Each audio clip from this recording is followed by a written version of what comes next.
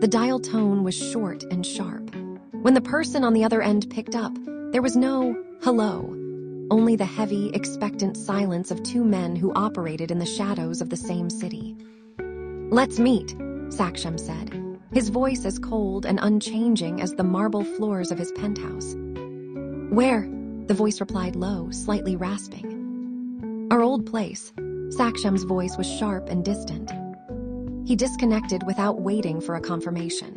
He knew he didn't need one. He stood up, the light from the city hitting the sharp angles of his jaw, making him look less like a man and more like a predator ready for the call. He didn't look back at the sofa, where Sana had sat just moments ago, smelling of expensive desperation. He grabbed his keys and a heavy wool coat, disappearing into the private elevator. Meanwhile, in the dimly lit library of Kashyap Bhawan, the air was suffocating. Abir sat in a high-backed leather chair, a glass of amber liquid untouched on the side table. He wasn't drinking. He was staring at his own hands as if they belonged to a stranger. The door creaked open. Falak and Naina stepped in, their faces pale, eyes swollen from days of relentless mourning. "Bye," Falak whispered, her voice cracking. She walked over and knelt by his chair, placing her hand on his knee.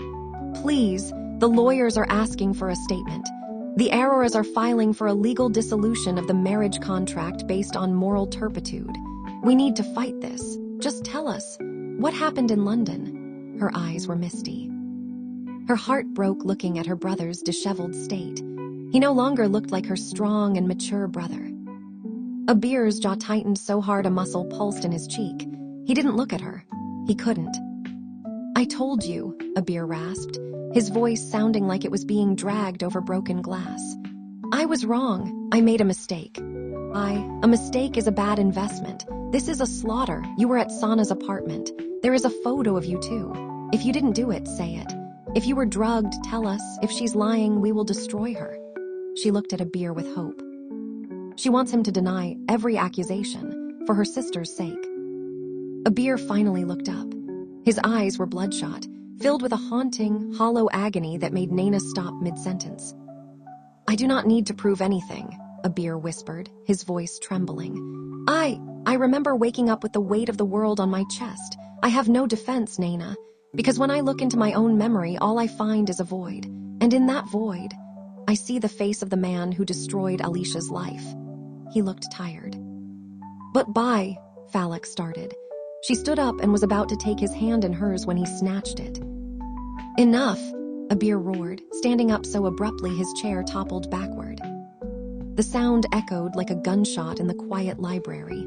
"I am the culprit. I have accepted it. Stop looking for a hero in a man who is already dead inside. Falak," his eyes are bloodshot. He stormed out of the room, leaving the two women in a silence so heavy it felt like stone. Falak looked at Naina, her heart sinking. She knew her brother.